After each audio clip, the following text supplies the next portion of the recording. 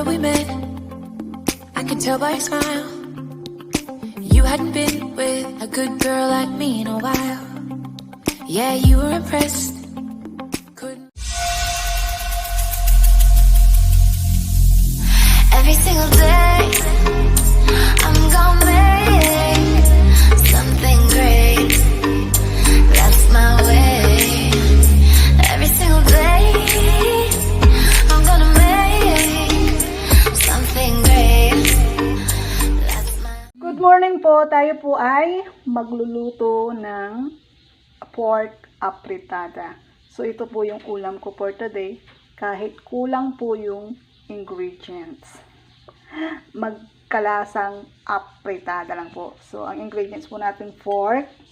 So yung pork po ay kasi dito sa Taiwan, pag nagluluto po sila, pinapakuluan muna nila yung kahit anong klaseng karne po. Parang yung doon nila hinuhugasan.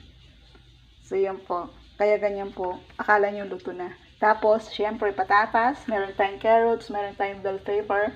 Bawang. At wala din po silang, hindi po sila nagamit ng, kumbaga hindi sila mahilig gumamit ng sibuyas. Kaya wala po tayong sibuyas. Kasi more on bawang lang po ang mga Taiwanese.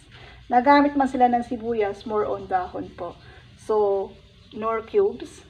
Then, asin. Paminta. And ang ating pampalasa, tomato ketchup. So, yan po. Umpisahan na po natin igisa si bawang. So, yan po. Ilagay na natin si bawang.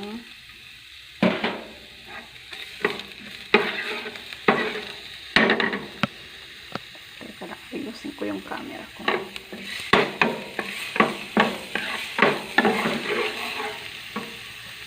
So, pag na yung bawang po, dito, iuuna po na natin ilagay yung hilaglag. Yung ating knorr cubes. Yan. Ang hirap pag walang tagahawak.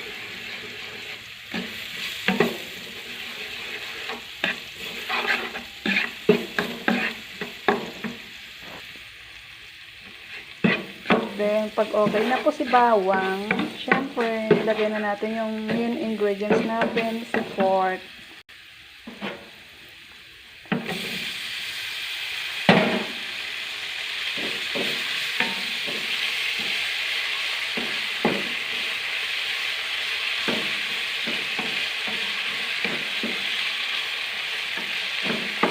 Dahil wala po tayong tomato paste, so ketchup lang po talaga.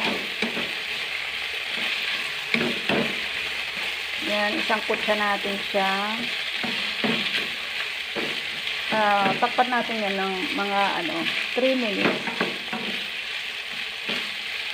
Bago lagyan ng sabaw. Dahil sa kasawang palad po, ang laki po ng takip. Wala pong magkasyang takip. So, ito na lang po ang ating itatakip po. Yan, di ba takip pa rin siya? Balikan natin yan after 3 minutes. Yan, balikan natin. Kasi, lagyan na natin ng sabaw.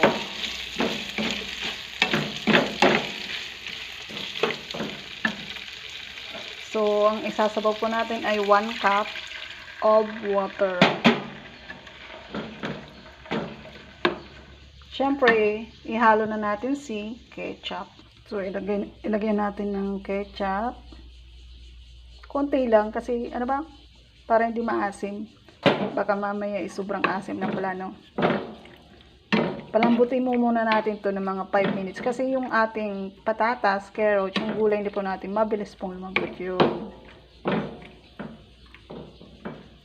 So, konti pa. Yan. Tama na po yan. And then, takpan po ulit natin. Then, balikan na ulit ng mga 5 minutes. Palambutin muna natin yung karne bago ano bang tawag dito? Kasi matagal tong lumambot. So, balikan po natin yan after 5 minutes. Balikan natin. Ilagay na natin ilagay na natin si carrots. So, yung ating afritada ay mas madami pang gulay kaysa karne. Kasi mas gusto ko po yung gulay na pinapapat. Tapos, lagay na rin natin si carrot saka si bell pepper.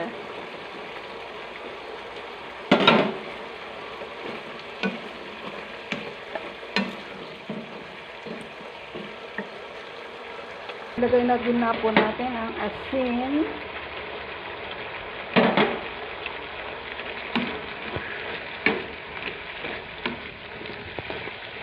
Tapos, paminta.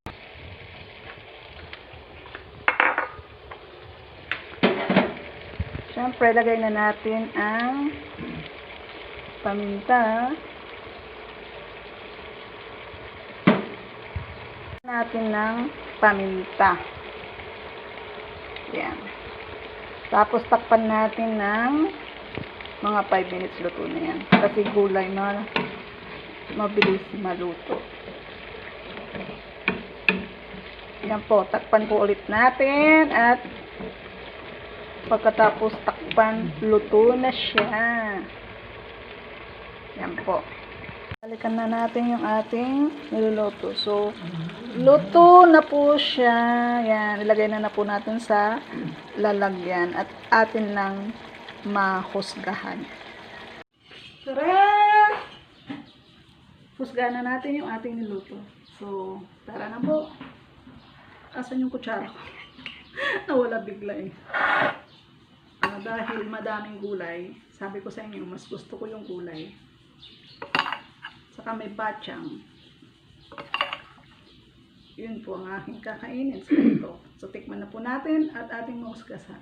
Mahusgasan. Yung ating kutsara.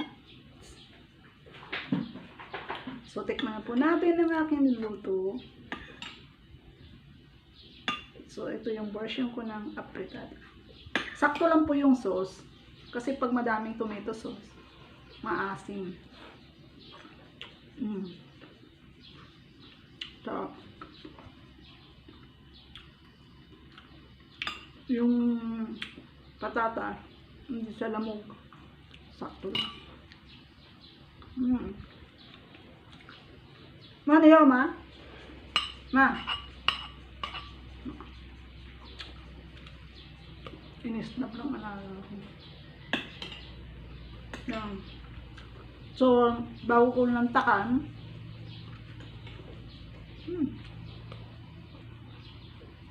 ang sarap po.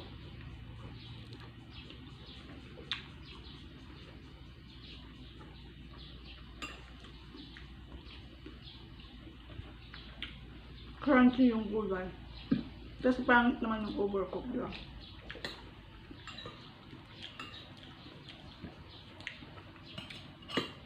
Yan po, bago po ako kumain, shout out sa lahat po ng sumusuporta sa akin channel. At pag hindi pa po kayo nakasubscribe, mag-subscribe na po kayo and like na rin po, and don't forget to click the bell button for update of new videos. Sumuli, shout out din kay Miss Mel, kay Miss Sophia Kadayong, sa kanyang ate, kay Ate Mel, kay Ma'am Angel, kay Melo na nasa Italy.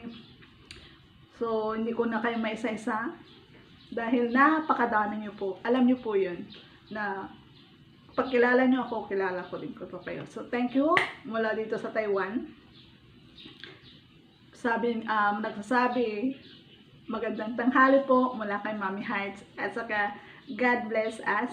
So, take care po. Mag-ingat po tayong lahat. Bye-bye! Thank you for watching! Mabuhay po tayong lahat! OFW, lalong-lalo na po. So, bye-bye, bye-bye!